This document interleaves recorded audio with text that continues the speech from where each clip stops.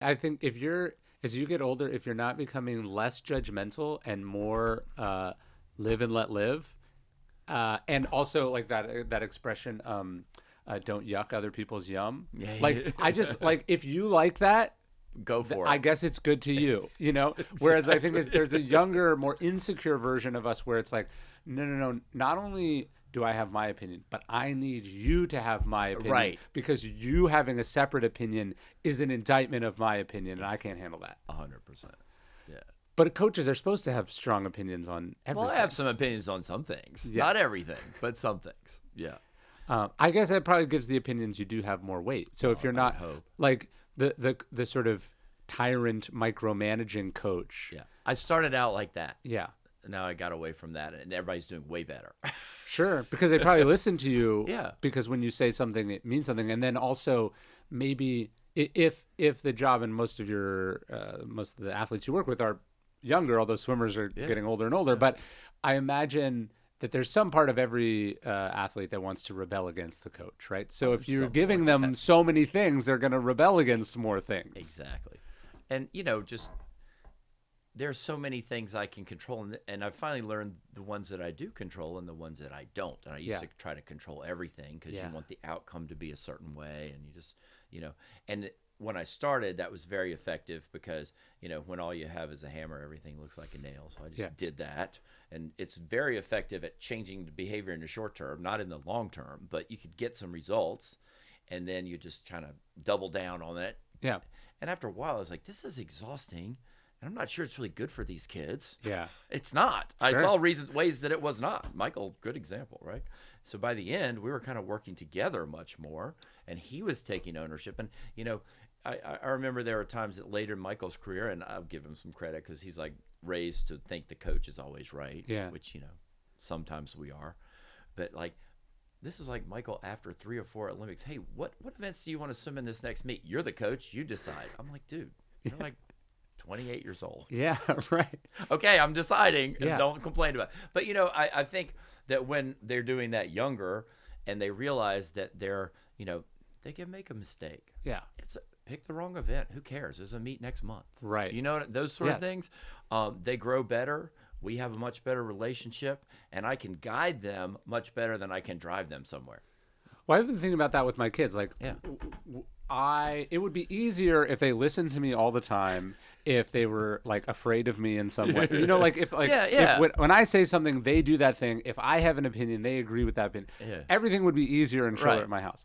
But I don't want a 28-year-old to get sucked into a cult. I don't want them to marry or get in a relationship with a person that dominates them. Exactly. I don't want them to get sucked into working for a boss that takes advantage of them, or get in an industry where their own moral compass is overwhelmed. So like you want, as an adult, you're going to want an independent thinker 100%. with their own strong values, their own sense of what's right and wrong. Like, you're going to want them to think for themselves. Sure.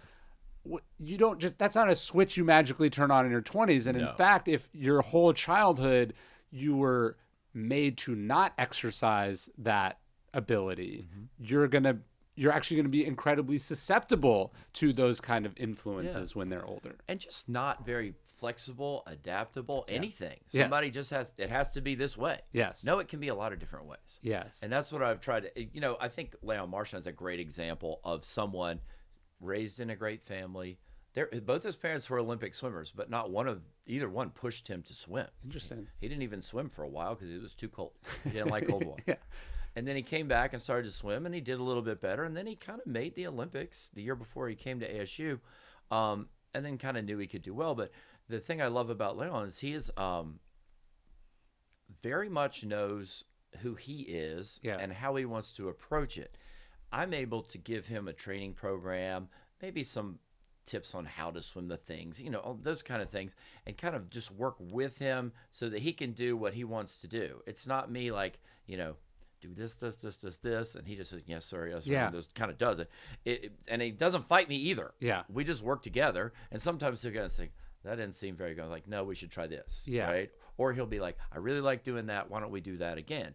And I feel like that's the way it works best, because he's in Shanghai right now, swimming the World Cups. Haven't seen him in 2 months, and He's doing great. Sure. And that's my job, to teach him to do that. Yeah, there's like a self-sufficiency to that. I think the most successful, people, everybody, are ones who are equipped to be independent, live their own life, make their own decisions, do their thing. Yeah. And as coaches, we're almost wired to make all these decisions for them. And I think in a team sport it's probably different because you're doing these strategies and all this. But in swimming, we're training them to do something. We're teaching them some skills, but they have to step up on the blocks. I'm not up there. It's interesting the misconceptions we have, right? Because I think from sports we have the sense of this sort of tyrannical top-down coach that's they're the boss. Everyone else is just rowing the oars or something. Yeah. And yet, like, that's not how it works in most creative industries. That's not how it works in tech. Like, actually, there is, as you said, a sort of a collaboration between leadership and the sort of superstar talent in the organization. And then even in the military, which we think is so top-down, the core success of the American military, what is the envy of all other nations, is the sort of middle of what they call the NCOs, is our ability to have small unit leadership where you have these independent thinkers who have this set of values and skills and then firepower to do what they need to do in their individual scenario. It's not this tyrannical top-down system. And what the boss's job is now is to create an environment where these people can thrive. Yes. Right? And sometimes there are parameters you're setting up, and sometimes you have to correct some things, and there are all of those issues. But in general, my job is to create an environment where if somebody comes in and buys into what we're selling, their success will be inevitable. It's just it flows from what we're doing.